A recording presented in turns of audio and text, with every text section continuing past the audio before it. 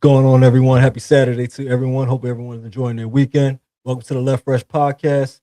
It's 10 o'clock, the hip hop episode. Thank you all for jumping on. Those who follow from Wednesday's sports episode, we got that episode every Wednesday as well. If you're jumping on for the first time, I want to encourage you to like, subscribe, comment, share, tell a friend, tell a friend. It's the hip hop episode again, like I said. Hope everyone's enjoying their weekend, getting ready for Easter Sunday. Everyone's getting in the mode and everything like that before you get ready to call it a night or hit the club, whatever like that. You tuning in with me for this good episode here. Got a good hip hop episode lined up, good segments. Um, I'm gonna stick to the news that's pretty much sweeping the internet online all crazy for the past 48 hours. All over hip hop news. I'm not gonna waste any time. I'm gonna get right to it. Like I said, I got plenty of other stuff lined up, but let's get the most talked about item of news out the way.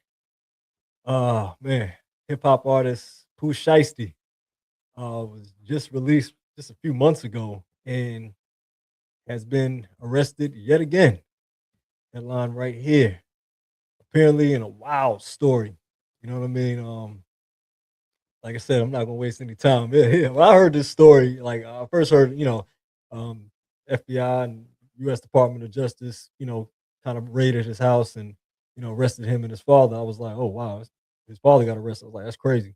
Those that don't know, from Memphis, go by the name of Mob Boss. But heard that when he got arrested, I heard that before I heard Pooh Shiesty got arrested. So um, then shortly after that, I heard Pooh Shiesty was locked up as well. And then there was the big press conference. I don't know if you all seen it online or if you seen it in the news. I seen it online, of course. But yeah, it was crazy. I mean, hearing apparently that Pooh Shiesty and 9 other dudes, basically set up I guess a meeting in a studio in Dallas with Gucci to discuss his contract, Pooh Shiesty's contract with 1017 Records, of course. Um, Apparently just those negotiations got ugly real fast and eventually led to guns being drawn, like semi-automatics, AKs, Dracos, I mean, Pooh Shiesty, everything Pooh Shiesty raps about. And, you know, it was forcibly made Gucci sign his release. And apparently it was a robbery of jewelry and, wedding ring, um, different other items and stuff like that. A couple got grabbed up and everything, basically like a or just kidnapping. And it's like, wow. You know what I mean? But um yeah, it's a crazy story that broke out. I was like I said, I mean, Pooh Shiesty was just released a couple months ago. I mean, got locked up on a wild story as well, too. So I mean, it's pretty much on brand. So I mean, you only be surprised with so much. But I mean, that's a wild story. I mean, basically, just like I said, stemming from Pooh Shiesty trying to get released from his contract, and you know, 1017 Records already kind of a shoddy record in a shoddy record of how they deal with artists in the eyes of many people already as is. But yeah, Pooh Shiesty took it to a whole nother level. Him and other artists, Big 30, um, also from Memphis. Um, like I said, Pooh Shiesty and his father, kind of both had yeah, yeah, the video. Oh yeah, the video came out. Yeah, definitely Gucci definitely looked annoyed at that point. I mean, yeah, it's a weird. That's a crazy story though. I mean, it's just like when you really think about it, like yeah, he definitely looked annoyed. Um, but that was a crazy story. I mean, just it's kind of like out of a movie or something that went along plenty of times throughout the course of history of hip hop. I'm not honestly not surprised. There's always these stories throughout history. When it first happened, one of my first reactions was, "Oh, he tried to get out of this deal the old school way." You know what I mean? Like that. There's been plenty of behind the scenes backstories in hip hop about artists having to either the label using force or the artist using force or different things to get of an artist getting out of a deal they don't want to be in. I can pretty much tell you what I've heard or what I've kind of come across is that most standard record deals are not ideal at all. Pretty much any time out of more times out of not, you're going to get ripped off. So it kind of comes with the deal. Um, I seen a lot of artists, different people coming out saying he should have did it better than that. Should have just worked out the money thing. But it might there's also people just speculating that it's a little more personal and that a little more resentment behind it because of rest in peace Big Scar. How it was said Gucci handled that situation there. But I mean, yeah, I mean, it's just a bad situation for Pooh Sheisty because I mean, you were on house arrest. Um, you're already under heavy federal surveillance. Doing this pretty much ensures you're going to be behind bars for another extended period of time because no matter how it plays out, I mean, I see a parole violation and that's unfortunate, but you know because the music that Pooh Shiesty has released has been pretty popular. Um, his his breakout song "Get It in Blood" with Lil Durk.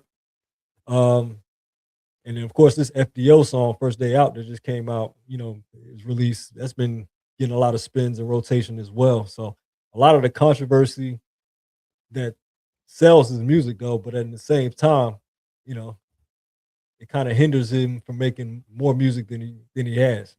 There's a shot of him with his father mob boss right there. And if you ever heard FDO like the build up the FDO, Mama Shiesty does like the best build up any mother can do for a hip hop artist. Like I'm just saying, like shout out to Mama Shiesty, man. She know how to get a song hyped up before. I mean, it make anybody want to rap. Like it make anybody want to get in the booth. I mean, Mama Shiesty set it off. But yeah, Mob Boss, big dude in Memphis. Pooh Shiesty right along with him. Unfortunately, it's kind of hindering him as an artist though, because he's only 26 years old.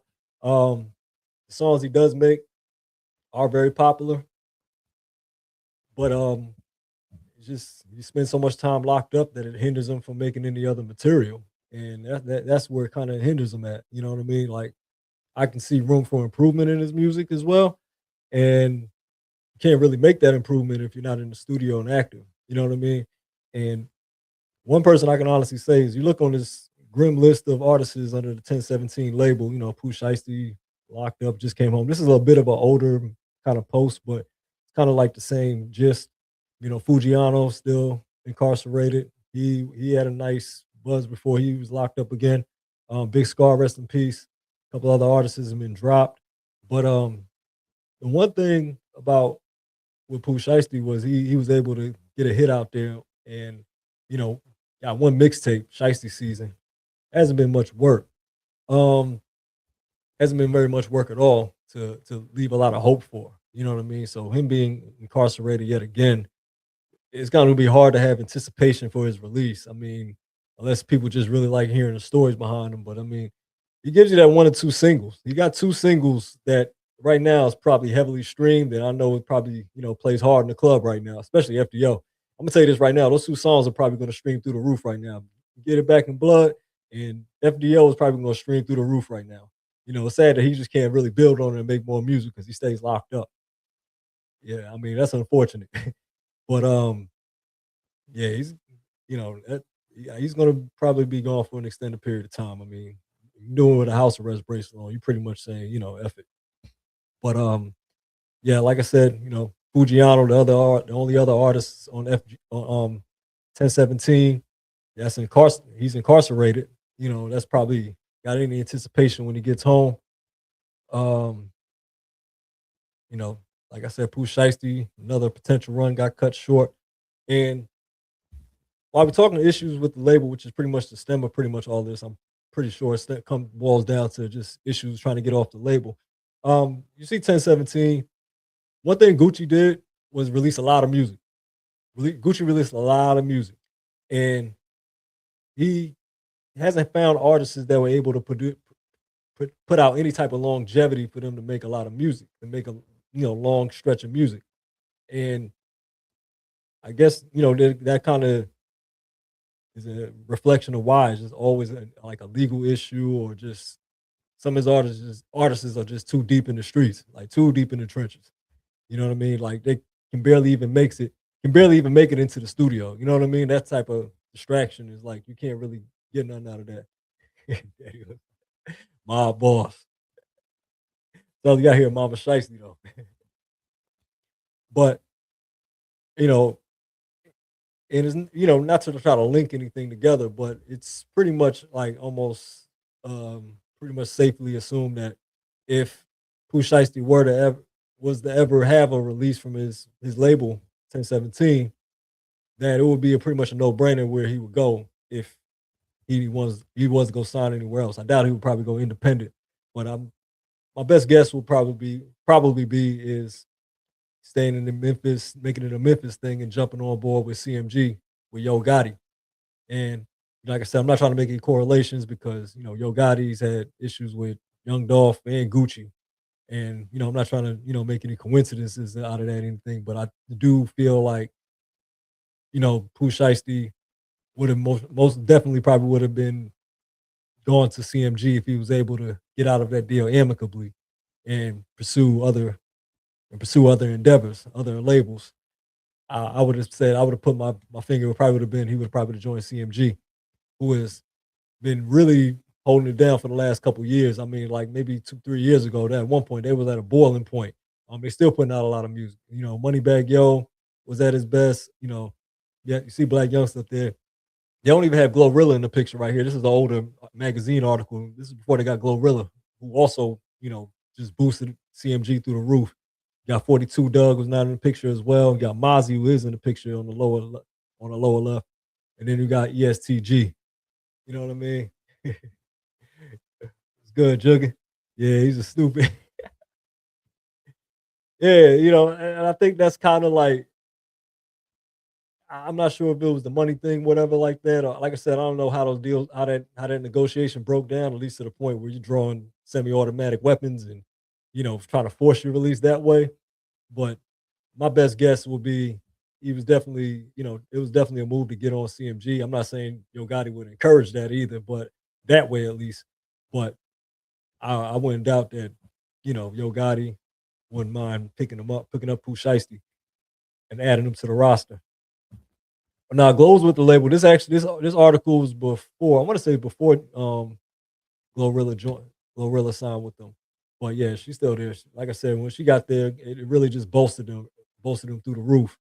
ESTG and Mozzie, they just made an album together. That was pretty good. Moneybag Yo dropped. He's still releasing music. He just dropped something last year. Probably going to have another release this year as well, if I'm guessing. But yeah, um, adding Pooh Shiesty with the controversy he brings probably could have furthered CMG a little further.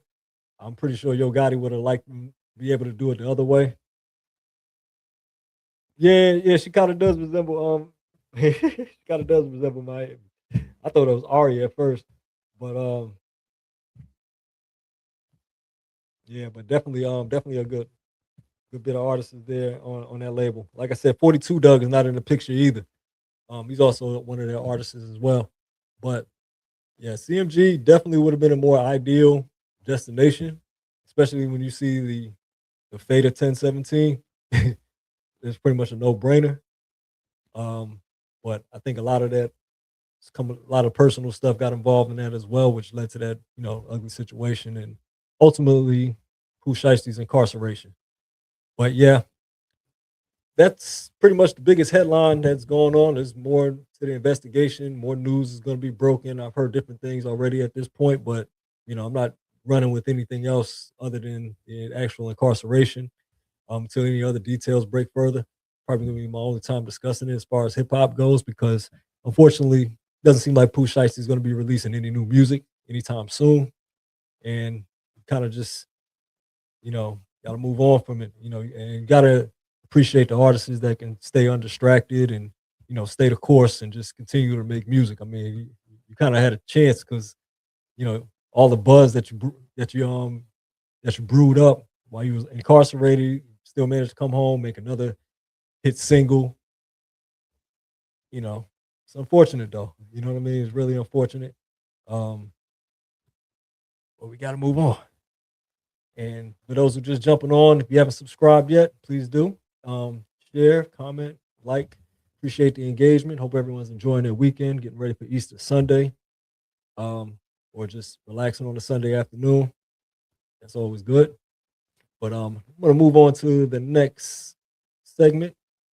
Seen a post that really drew my interest, of course, it was on 50 Cent's page. Somebody who knows how to play the algorithm, somebody who knows how to be strategic in getting internet engagement, which is always a good thing when it comes to public figures and artists.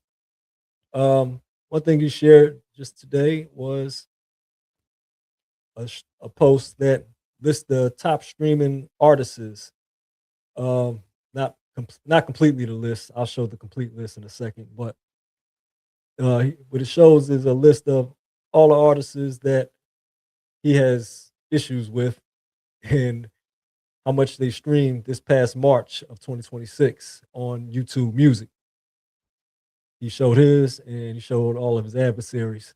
As you can see, he showed that to make his point, his metric of I'm getting the most streams, people listen to my music the most.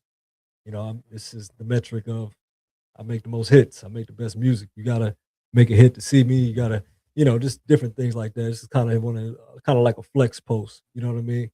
As you see, he's at 164 million streams. You know, his caption, men lie, women lie, all that good stuff. But I was interested in seeing, well, who was the top streaming artists for the month because it's 50% number one. I'm gonna come back to that as well. But I was wondering if 50 was actually number one as far as YouTube music streams were. So I went and looked it up, and I found the actual complete list of top streaming artists from last month on YouTube Music. And of course, I'm not surprised at the top of the list. I just had to see for the confirmation since I scrolled through and seen it on 50's page, and he's laughing and mocking his adversaries with it and all that good stuff. And of course, I see Eminem, I see Drake. None of that surprises me. No matter how many times I see this most streamed rappers list and see NBA YoungBoy, I'm always impressed because YoungBoy is not really the most backed artist. And first off, he's really young, like literally a young artist. Like all of these other artists are almost 40 or over 40 and everything like that. And YoungBoy is just like still not even 30 yet. And he has this many streams. Like that always impresses me because that kid got a following. And I don't mean kid, but I mean that young boy got he really got a mean following. Like, and if you ever see like clips or of his shows or how his crowds be crashing out in the audience and everything like that, I mean, it's always just it's not peculiar, but it's just wow. Like, you know what I mean? Like you see, like I see Drake, Eminem, even Kendrick and Future, Kanye, 50. Those names don't really surprise me as much, but NBA YoungBoy definitely, definitely. And then of course you get to the lower portion of you see Travis Scott, of course, his shows and tours are always packed. Lil Baby, still impressive. Like I always say his peak years is like 2018 to like 2020. It's still in 2026. He's still getting a lot of streams, even though he hasn't really dropped music that had the same revere as the previous years. Um, see Juice World, rest in peace, heavily popular artist. Triple X Extension, another younger deceased artist, and of course you got the late great Tupac Shakur. Don Toliver, Rod Wave, yeah. Um, a lot of these artists kind of have more of like a melodic rap type of sound to it. You know what I mean? Like, I said, who is streaming M like this? Wow, yeah. I mean, yeah, I mean, you got like I said, I mean, Eminem is still heavily streamed, and it's global. To me, you have to be globally widespread to hit these type of numbers of streams. Like Eminem, Drake, those artists are global. 50 Cent is global. Kanye, Future's up there too. I mean, salute to Future. Future got a lot of streams. Yeah, I mean, and like I said, a lot of this kind of the correlation is kind of that melodic rap.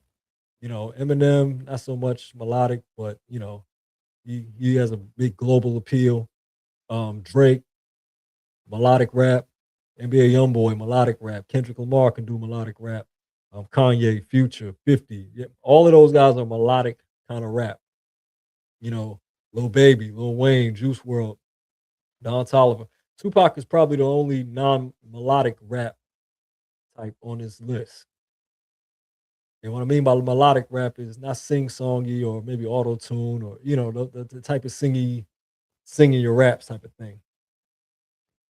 Says a lot about Triple X and Juice. Their fans still love their music even after their deaths. Yeah, yeah, you know what I mean? It's like people could say, "Oh, it's because they passed away," but it's like there's a lot of artists that passed away and people stopped listening to their music. People still pumping their music today, last month. You know what I mean? Like that's what I mean by when you have a following or you have an appeal to a fan base too, as well. People just, you know, melodic rap, it's kind of it gives a sonic feel to it. You know what I mean? It gives a sonic it gives the sonically appeal. That's what I mean. It's like a sonic appeal along with, just their image and people relating to them and, just different things like that. I mean, this is the context that I was kind of looking for. Now when you look at the list of artists that 50 comparing themselves to, almost none of these guys are melodic, except for Ja Rule.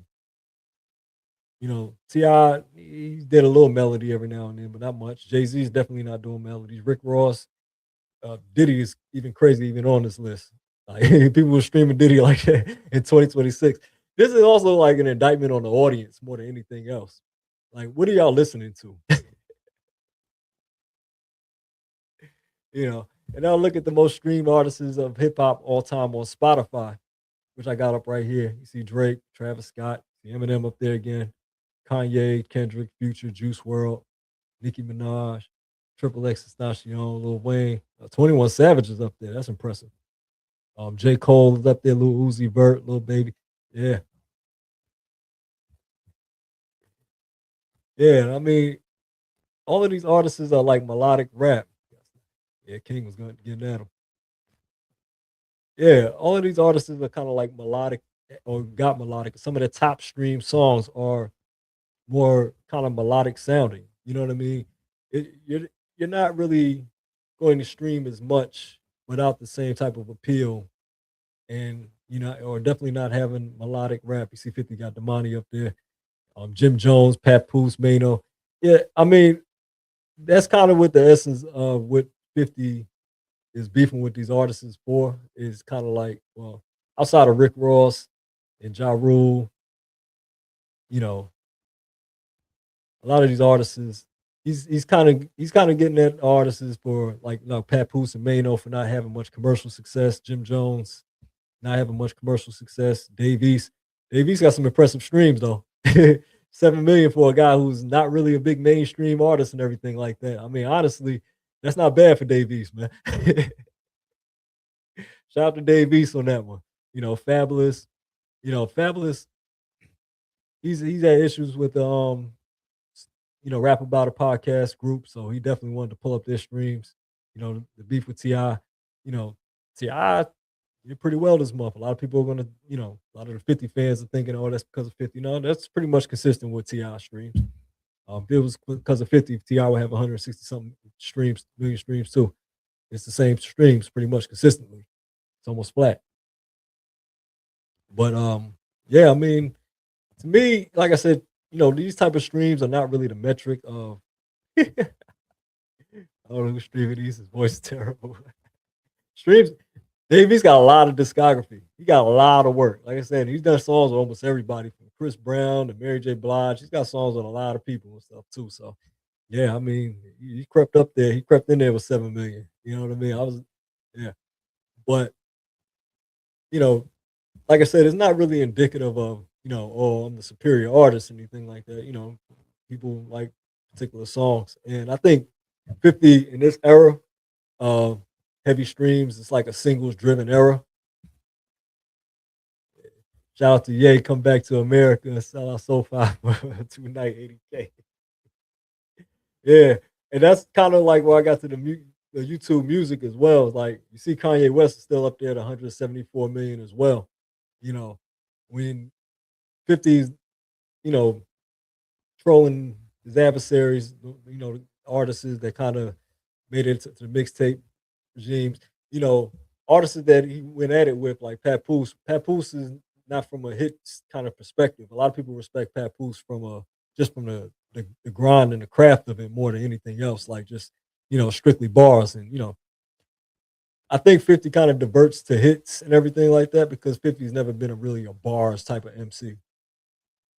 That's kind of the reality of it is like, yeah, 50 is good for a hit. 50 can make a lot of hits. And in this era, his singles are really more appreciated than his actual albums. You know, we all know from the 2000s that Get Rich or Die Trying and The Massacre were great albums, but if they were released probably 10, 20 years later, it would be still probably revered as a great album, but people would just pluck the singles off of them. You know what I mean? Because it wouldn't be streamed as much as it is. I mean, it wouldn't have the diamond effect that it did back 20 years ago. But yeah, a lot of it, has to do with, it's only Ja Rule, like I said, that's pretty much a melodic type of style. Ja Rule's the only one that kind of sang the same way 50 did, you know what I mean, at the same time. So it's like that commercial hit thing is not it it doesn't appeal all the way globally, you know what I mean, like a pure hip hopper.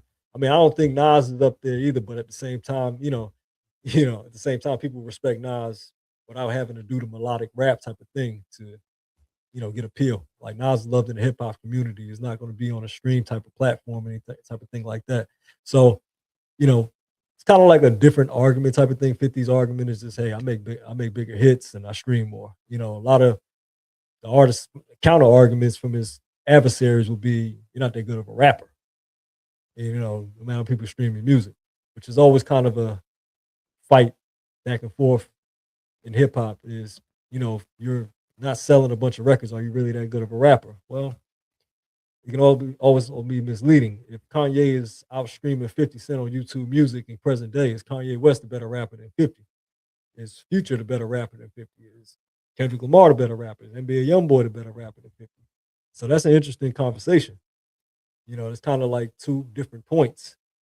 Well, a lot of people who would say 50 is a better rapper than Future. Well, he streams less and he can still be the better rapper. That opens the door for, I don't know, T.I. to be a better rapper despite streaming less. So see, there's like a lot of inconsistent arguments, particularly held online, but just in the hip hop community. One name that stuck out to me the most on this list is Jay-Z. Jay-Z is an artist that many debate and argue for and against as being the greatest hip hop artist of all time. I don't necessarily share that sentiment, although I do hear the points. I do hear the points loud and clear. I mean, they do speak. And a lot of it are points that, I don't even think 50 Cent can trump. Get Rich or Die Trying is pretty much revered as a classic. The Massacre is revered as a classic as well sometimes. But Jay-Z's got quite a bit of classics. And, the streams don't necessarily don't tell the whole story. Like I said, and on top of that, Jay-Z's widely considered a better rapper lyrically. So, I mean, that's an interesting discussion to even put Jay-Z on this list. But I'm gonna transition that to the next segment. And before I do that, I want you all to, like, if you haven't already, subscribe, like, comment. This next segment is going to transition into Jay-Z. Jay-Z had an interview with GQ magazine about a week or two ago, and it got released, and a lot of different segments came out that many people that sparked a lot of discourse. Particularly one that stuck out, and it's funny that you hear 50 Cent trolling Jay-Z, is that in this day and age, there's so much negative stuff, and this is in response to Jay-Z speaking on the Kendrick Lamar and Drake beef. In this day and age, there's so much negative stuff that comes with it that you almost wish it didn't happen. I don't know if battling needs to be part of the culture anymore. That sparked a lot of discourse because there was a lot of pushback from people, particularly saying, Jay-Z, we know your history and all the, the battling and beefing you did when you were coming up. So to hear you saying, I don't think it needs to be part of the culture anymore is kind of, a lot of people are questioning it coming from Jay-Z. And, Jay-Z even said in the interview, maybe I'm just becoming an old man on the porch. But I think he's kind of seeing how discourse works online. Yeah, I mean, he actually said it, how it goes online with the stands and the trolls and how people just kind of all of a sudden, no matter what somebody does now, you just don't like them anymore. The picking sides where you just kind of just attack person personally and nothing they do you like anymore and everything like that. And honestly, I just kind of summed it up and took it in under the umbrella of just overly investing into an artist. Like I said, picking the sides too much, too defined. You just playing one side too tough. You know what I mean? Um, Me particularly, I remember growing up listening to Jay Z and Nas beef and not really picking sides between them too much. I mean, ultimately, I had Nas winning the battle, but I didn't stop listening to Jay Z and hate everything Jay Z did after that. You know what I mean? It's the same thing when both ways. Like any artist that if there's two, especially two artists that I listen to both. You know what I mean? I'm not picking sides. I'm listening to both. I think it's just kind of like, it takes a lot to alienate you to listen from listening to your music if you're still making good music. But yeah, I think Hove, you know, sat back and kind of watched how the discourse played between Jay Z and Kendrick, and it's like, yeah, I'm not, I don't think this is a good look anymore.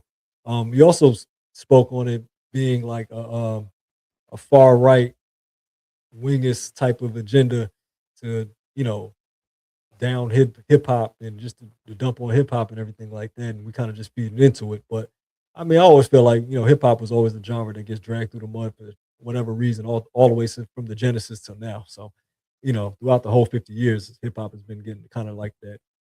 But at the same time, it probably explains why Jay Z doesn't even entertain or doesn't even entertain 50 Cent's trolling. Like one person I always say is unbothered by 50 Cent is Jay Z. He just completely ignores him every single time. And, you know, possibly for the, reason like he just mentioned, he just doesn't think that he's gonna lead to anything positive, nothing even worth mentioning. I mean, I've always said there's nothing to debate. I don't think anybody puts 50 over Jay-Z. If they do, I mean that's cool for them. But in, I think in realistic discussions, I've never seen 50 Cent in a GOAT discussion with, anybody, not with the Pac, with the Tupacs or the Jay-Z's, the Biggies, and I don't even hold these names in GOAT conversations personally, but it's like hearing, you know, hearing names being brought up, you don't really hear 50 in that type of discussion. And I think that's kind of why Jay-Z doesn't really entertain him. I always mention, one line on volume 3 they released, it was, I'm about a dollar. Who the f is 50 Cent? That's kind of like the only time he really even addressed 50 Cent.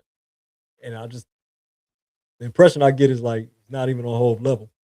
I mean, that's just the impression I get. I mean, I think 50's up there with the best of them as far as selling music and making hit songs and hook writing and you know constructing songs and everything. But in a lot of hip hop discussions, he's not really on the same in the same conversation as Jay Z.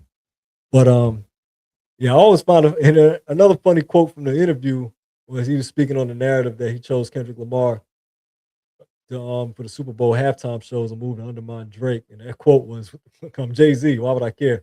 And it's like, yeah, it just really put it in perspective, like like, and I always felt that way too. It's like Kendrick was hot that year, he was boiling hot that year. Not like us was everywhere. Everybody was using it. It was catchphrase. It was viral. I mean, you almost was backed into a wall to have to had the Super Bowl halftime show. Just showed that Jay Z was in touch with what's going on out here, and it worked.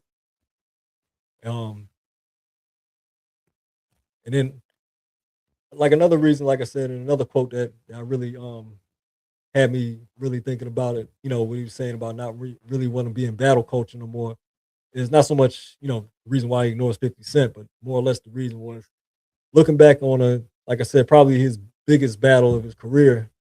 You know, he regrets that he and Nas were beefing because, like he says in quotes, I actually regret that because I really like Nas. He's a really nice guy, and I always kind of felt like when they did have their beef, it was like I didn't think it was the most necessary beef. Like I don't think any boundary or line or disrespect was made to the point where they had to go to war like that.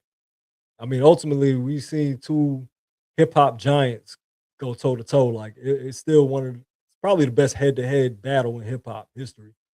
As far as like great artists, like literally going back and forth. Not someone shoot take a shot like Biggie didn't respond to Pac.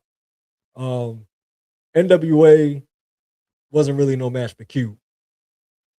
These two artists probably was best matchup. It was like a heavyweight fight, and it really wasn't. Nobody could really.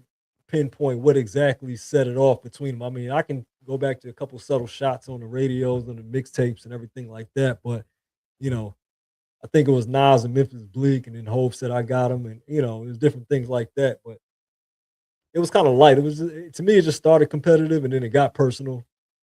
You know what I mean? And it was like it started off competitive, it got personal, and then even at that time, I think people got a little too invested in it. Even 20 years later, there's still people too invested in it. I mean, the way you see, like you say, internet discourse between comments and people arguing back and forth between Jay Z and Nas and everything like that, you can still see the over investment in it. Yeah, I always say Beans and Jada is definitely the best head to head, but as far as like mainstream hip hop legends, yeah, definitely Beans and Jada was like the mixtape battle. Like to me, that was the greatest undercard of hip hop history right there.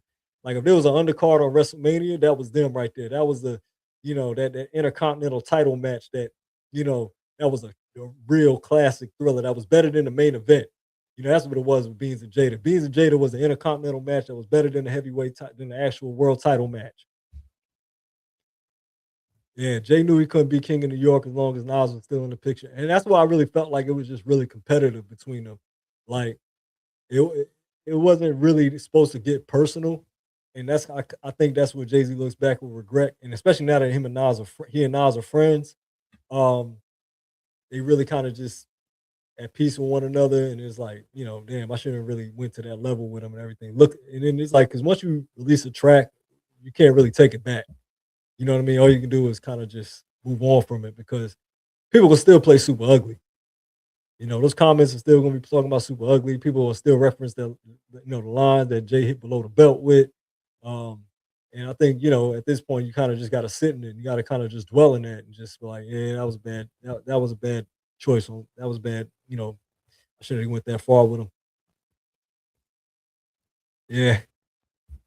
And and it's yeah, being and I mean in the same respect, Nas, you know, she wasn't just dating just Jay Z either. I mean, at the same time, Nas kind of understood what it was. But I tell you what, though, we did get a classic diss record out of it because Ether was definitely, Nas was a nice guy until you kind of woke a sleeping giant because I don't think anybody expected that. I think people, Jay Z was just gonna just finish off Nas, like you said, be king of New York and be done with it. But I mean, the fact Nas fought back the way he did, snap back the way he did was like, ooh, you know what I mean? And it was like it was good with the competitive part, but I can understand Jay's point where it's like, you kind of it's tough to try to tell what's too personal, what's the line, what's not the line, because part of the shock factor, somebody's always going to seem to go for the shock factor. Pac went the low blow, bringing up Faith. Um, you know, Ice Cube went the low blow after, everybody's want to go for the low blow, and then the next response is going to be an even lower blow. So, and then eventually it gets ugly after that. So, I mean, I understand where Jay is coming from with it, but I always felt like if there is a healthy guideline of just, hey, we spit our bars with each other, you know what I mean? We cool. I think like the irony is that you really can't be beefing with an artist and really have beef with an artist. Like you almost got to have like a friendly, competitive beef with somebody. Whole Still album was Nas letting his nuts hang. Yeah, yeah, big. Because I'm gonna tell you, there was both sides were kind of throwing some shots at each other that was kind of like it was hard at the time, but it was like man, y'all was kind of going extreme. You know what I mean? Like I think Jay tried to say Nas only had a one hot album on a 10-year average. Like it was written was dope. And IM was good too. Now he was starting to fall off with still Nostradamus. I can understand that was a down album, but I feel like that was just kind of a shot. And then now saying that Eminem killed Jay on his own track. I mean, M did get busy on it, but I think Hove held his own too though. But yeah, I mean Nas Hove, yeah, I mean that was pretty much a classic that we got out of that. You know what I mean? And I mean I appreciated the actual competition in the battle. But now I understand Jay Z's point though, especially as an older artist. I mean, older man with kids and a family and everything like that. And then also just seeing how times have changed with social media.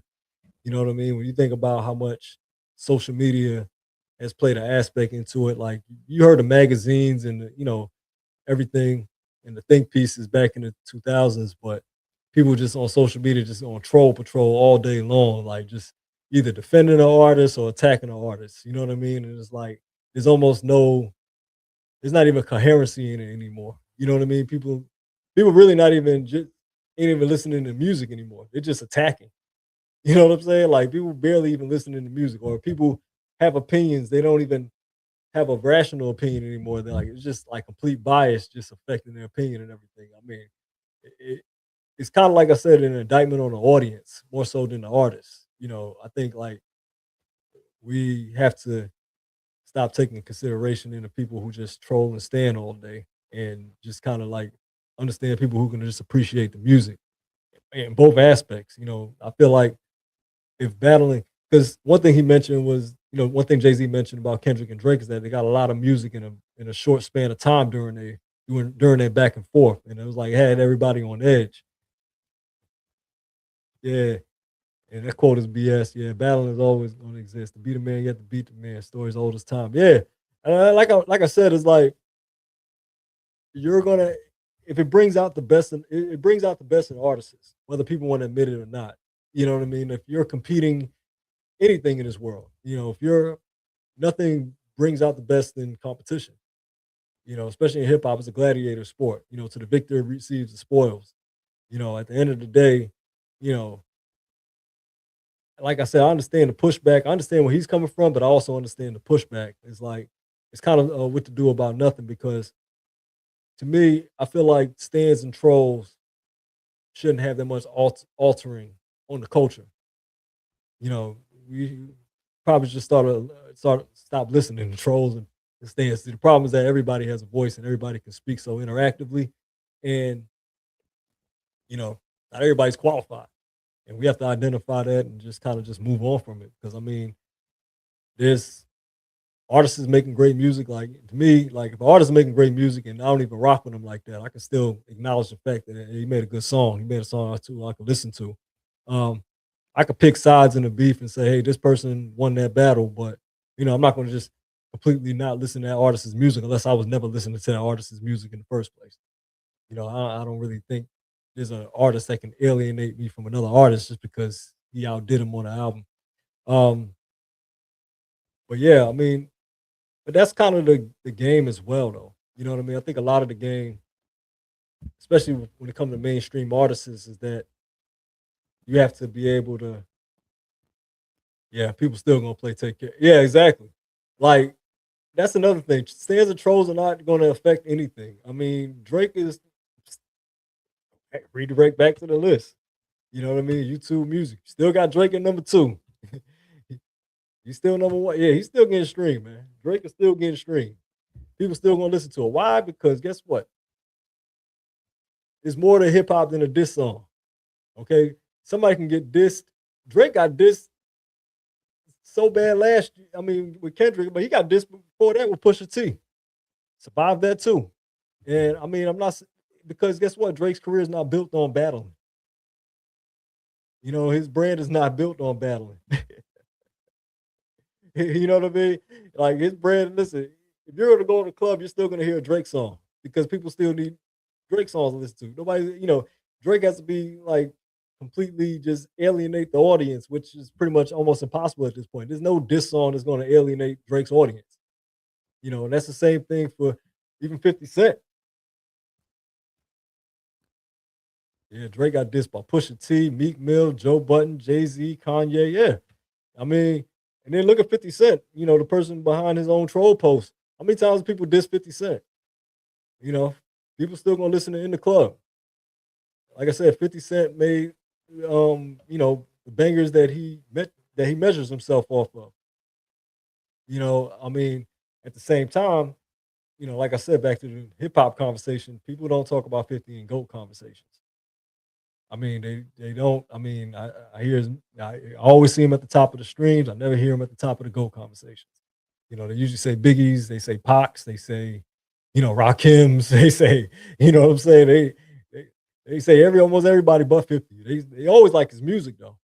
His music is always getting played, his albums are getting played. I can play both of those first two albums completely and still don't have him in those conversations. And like I said, NBA YoungBoy. I mean, he's up there at one of the best. Yeah. 50 Run was too underground. Yeah, I mean, I'm Ghetto Quran, Power of a Dollar, all those 50 Cent mixtapes. 50 had a, and people always try to attribute 50 sales to Eminem. I can clear that up right there and just to be unbiased. Like 50's buzz came from underground. Like he was global underground. Like his mixtapes was selling in Europe. I'm not sure I even got it over there like that. He had a great touch getting out there. That's majority of the reason why he was able to sign to Eminem and Dr. Dre for the deal that he got. And you know, yeah, June and mixtapes, exactly. Yeah. Like those mixtapes was global. Like not just across the country. Like they was playing, he was performing in Europe and everything like that. I mean, probably why that $1 million signing bonus when he first got signed. So yeah, I understand, 50's formula, has produced hits, it has produced success. But you look at the rest of the list around them too. Like these artists kind of found a formula around them as well. They found a way to tap algorithms into fan bases that have a cult like following. Yeah, yeah, you can walk in a sitgo mixtape and the mixtape is right there. Exactly, that's the old school formula. And another artist that you could do that with too is Gucci Man. Gucci Man had gas stations in Atlanta on lock. You can go to in Georgia, you can go to any Sitco Shell station. You go to a gas station and you can find a Gucci Man mixtape. Like I don't know how many he streamed, but Gucci Man definitely sold a lot of mixtapes. You know what I mean? Like he had a whole volume of them too. I mean, Gucci was all over the place. Yeah, Guwap, man. That's why I was saying, like, to be signed to Gucci, you got to stay out of jail and you got to have a work ethic. I mean, Gucci was in and out of jail most of his prime years and was still flooding the streets with mixtapes. Flooding the streets with mixtapes. And it wasn't like the same recycled song either. It'd be like a whole bunch of different songs. Like, when did you record all these different songs? And people could debate the quality of it, say, oh, it was a bunch of this, or it wasn't this and that. Listen, get in the studio, recording the song over and over again, doing the checks, doing the levels and everything like that, and recording that much volume of music is still an accomplishment, especially for an artist that didn't have a lot of mainstream backing like Gucci. You know what I mean? Like, I mean, regardless of what you like about it, he had a big following about it. He had a big demand for it, everything. Yeah. And honestly, Bing, I think Future did kind of study Gucci formula. I mean, the way he flooded mixtapes as well. I mean, Future dropped a lot of material too. That's the thing. Future, NBA YoungBoy, if you all go into like their discography, if you look up search the albums and everything, they dropped a lot of material in like the 2010s, and going into the 2020s. But yeah, you definitely studied Gucci's formula. I mean, Gucci was flooding it, and same thing. Lil Baby was. I thought Lil Baby was gonna go on that run. He doesn't really make the same volume of music as Future and Gucci does. You know what I mean? I thought he was gonna go on that run. Of course, you see Lil Wayne right there. Of course, everybody knows Lil Wayne mixtape run. That was another, crazy run that still gets a lot of play to this day. So yeah, I mean, these artists is like it's a various list of artists. You know what I mean? Like I said, one of the common factors is you know, yeah, Lil Baby burnt out. He dropped something last year, but it's not the same fury. You know what I mean? Like I feel like Gunna is kind of picked up where he left off at. You know what I mean? Gunna kind of just, as far as just putting out more music, he's just putting out a lot of music. He's just flooding it. Ever since the whole YSL case, Gunna just been on a different, just been flying after that. You know what I mean? But yeah, that formula as far as just flooding the streets with as much music as possible, yeah, it's definitely paid off for Future. Definitely paid off for Lil Baby. Like I said, melodic rap is really kind of like the popular lane. I mean, some people call it trap music, but I wouldn't necessarily just label it as trap music because not all trap music is melodic. You know what I mean? It's that kind of like almost vocalizing and auto tune and everything like that. It's almost vocalizing your lyrics. And if you know 50, the same thing like I said with 50, 50 was kind of the one singing his hooks. Um, 50 was kind of the one, like I said, he was really one of the best hook writers. Matter of fact, we're actually looking at some of the best hook writers on his list. You got Drake, you got Future, you got 50, like those three right there. And then not on his list, the late great Nate Dogg. Those are probably like some of the best hook writers. Yeah, and of course Ja Rule too. That's why I was like, when 50 is trolling, Ja Rule kind of had that 50 formula too. I don't care what nobody say. A lot of people say, oh, not to say. Listen, they Ja Rule, Ja Rule at that time, listen, sold a lot of records. Sold a lot of records, made a lot of hits. And I know 50 Cent would never admit that, but yeah, it was a time when 50 was blackballed and Ja Rule was the hot thing out. But yeah, like I said, 50's hooks, people understand hooks are like 30% of the song. You know what I mean? Like you gotta listen to the hook. I mean, the hook is what draws people in, especially with the beat selection. Beat selection, of course, is important. Probably gonna have that segment, gonna have that topic coming up soon as well in the upcoming episodes. But yeah, definitely, yeah, that hooks. If you can do some great hooks and great beat selection, that's pretty much the formula.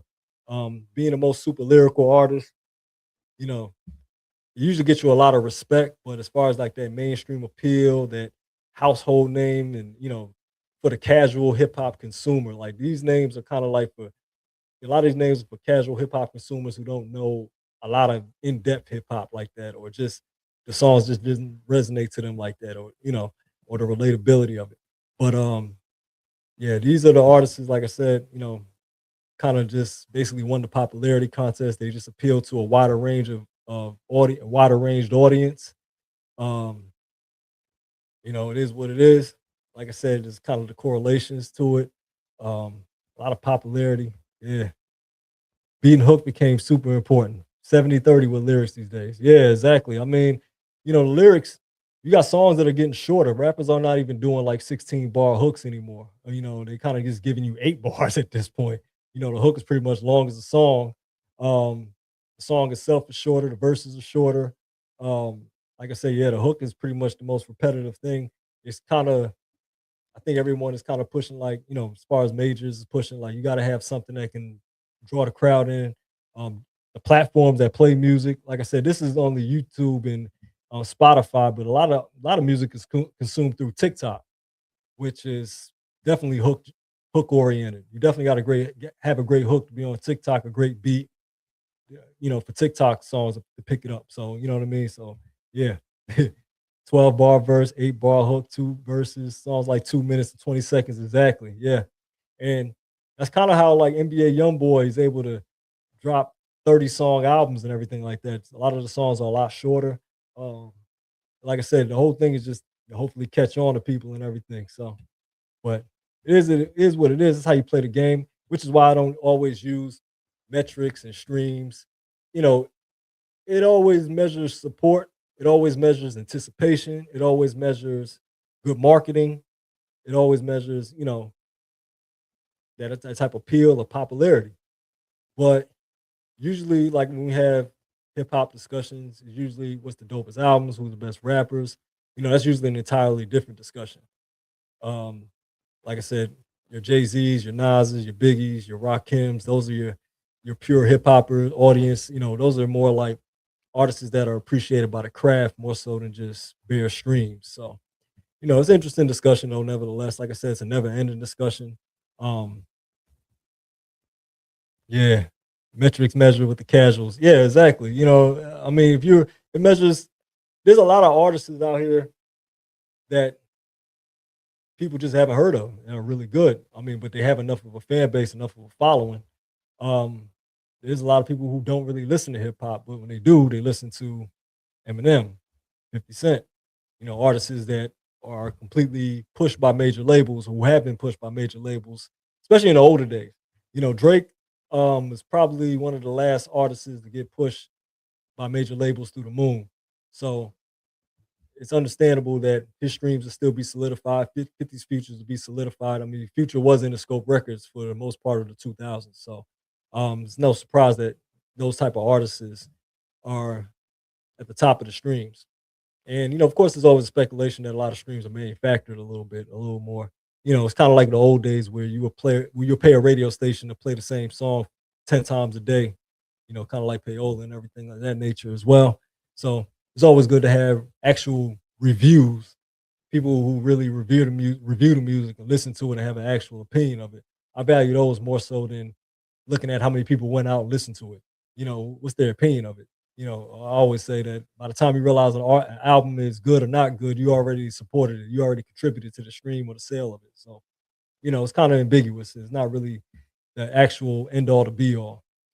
But I'm at the last 5 minutes, and every now and then I find something online that I like to entertain. Some stuff I just scroll past and not worth my time. But in these last 5 minutes, I'm gonna present a post that I saw and something I've always kind of had these little friendly debates with or discussions with people growing up when I was younger. Involves two artists that I kind of grew up listening to. Um, it's funny when I seen it, so I'll post it right here. If you grew up like I did, I was around 16 in 2001, and I was in my teens in the late 90s and early 2000s. Grew up on the mixtape era. Grew up in a time where there was those lane of artists that would just saturate verses with just nothing but punchlines, and kind of you can almost hear the setup before the punchline hits itself. You know what I mean? And one of the things, one of the things is key things called punchlines, the double entendres and all that different stuff like that. But this one back then was just straight up punchlines. I mean, and it was like a slew of artists. And I think there's always a confusion of what's really a punchline rapper, a punchline MC. And then I hear names like Jada Kiss and Big L, and I'm like, whoa. Respectfully, Jada Kiss and Big L have indulged in punchlines, but I would not just necessarily call them a punchline MC. Um, I'm looking at this like a particular lane of punchline MCs. And when I list these punchline MCs, you're gonna know exactly what I mean, because like I said, Jada Kiss has used punchlines. I mean, he used some dope punchlines. Big L used dope punchlines, and I think that's why they usually confuses punchline MCs. I think they're just more complete MCs. Banks and Fabulous at in their mixtape primes. I think both of them later on in their careers, both of them have evolved away from punchlines at some point. Like, when they got to like the late 2000s, I think they got a little more substance and a little more, around the punchlines a little bit. But that early 2000s, like 2001, I mean, 2005, there was a big lane of punchline rappers. I mean, from Fabulous, the Banks, the Cassidy, Lil Wayne. A lot of Lil Wayne's resurgence. A lot of people don't want to accept, want to say this. Lil Wayne, a lot of Lil Wayne's resurgence became as a lyricist, and as a lyricist, he became a dope punchline rapper. Like a lot of his punchlines, they were hit or miss. I mean, I think when you make as much music as Lil Wayne, you're bound to have some misses. But Banks, I mean, Lil Wayne adopted the punchline strategy and became one of the dopest lyricists because of his artistry and everything like that. The mainstream public got a hold of Lil Wayne, and they got a hold of his lyricism and everything as far as his punchlines. And he got a lot of credit for punchlines that a lot of artists were doing around the time he learned them. And that was with Fabulous, that was Banks, that was Cassidy, that was, like I said, Lil Wayne was a student of the game. I mean, if you listen to Jada Kiss and D Block, I mean, J Hood. J Hood was a younger artist. Bing, I know Bing remember J Hood, but yeah, you know what I mean? And it's like, and then Fabulous was in that mix. Fabulous and his run on the DJ Clue mixtapes, he was good for those punchlines like nonstop. You know what I mean? He kept some punchlines. And Lloyd Banks on his G Unit mixtapes, the same one. Like they were literally neck and neck by like 2002, 2003. Banks came out in a short period of time. Yeah, J Hood definitely. That's what I said. J Hood and Cassidy was two artists on Rough Riders. They had some great punchlines as well. These two, I think, it definitely comes down to them as far as punchline MCs, because even I would separate Lil Wayne as more of an artist that used punchlines. I mean, he definitely laced a lot of punchlines in his music, but he was more of an artist as well. I think these two are pretty much like the punchline machines. You know what I mean? And that's why I like, this debate right here is tough because to me, they were the pinnacle of punchline rappers. Like they were actually good artists while being punchline rappers. And they got further with their punchlines than a lot of other punchline artists. A lot of punchline rappers, pretty much stayed on the mixtape circuit. Lloyd Banks had a great first album. Hunger for More was a great album. Fabulous went on to have a long career of albums, with every album being a song for the ladies that kind of just traveled well, that traveled far along. You know what I mean? So they both had kind of careers outside of it. Deciding on it is tough though. I mean, deciding on it is really tough. I mean, part of me is leaning Fabulous for longevity of them. Like I think Fabulous kind of went from '98 and 2006, just straight punchlines. I think Lloyd Banks, he came out punchline tough, just as good as Fab though, and kind of just evolved his raps into more than just punchline raps as well. But I mean, it's neck and neck. I mean, you really can't go wrong with either one of them being number one. I mean, like I said, I mean, the mixtape circuit when them two was out, and excuse me, the G Unit mixtapes probably got a little more popularity because of 50 and everything, and Banks and his proximity to 50. But if you go back and listen to DJ Clue with Fabulous, and Fabulous was doing the Lil Wayne formula, rapping on other artists' beats, Fabulous was doing that. Like I said, not the same commercial value as 50 Cent and Lil Wayne, but Fabulous was kind of doing that, paving that lane for a long time. If you go back to, like I said, the 98, 99 DJ Clue mixtapes, a lot of people was kind of putting them in that Mace bubble, which is kind of in good company because Mace was spitting back then too. So I mean, Fabulous was definitely holding it down. Definitely was doing his thing. Like I said, I think Fab had a lot of longevity. Lloyd Banks has established a lot more longevity as well, but I think Lloyd Banks has kind of became more of a throwback MC, just like a true MC's MC. So I mean, I appreciate the evolution in both their career as far as the craft. I think 50 was hating on them a little bit about them not making a hit, or not working as hard, whatever like that. I mean, that's just 50's 50's 50 as far as not liking people. But me personally, these are two of the best punchline rappers. Yeah, definitely rest in peace, Big L. Another one that was lacing them up though. He had some mean punchlines though. But yeah, these two right here, pretty much as good as it get. I had to decide with Fab just for the longevity aspect of it. But Lloyd Banks, when he came out at a higher peak of punchlines than anybody else that I've ever seen. So definitely, definitely. But that's my time for tonight, y'all. Hope you all have a great weekend. Hope you all have a great Easter. Get some relaxation, enjoy the weekend before getting back on the grind. I'll be back on Wednesday at 9 o'clock to do the sports segment.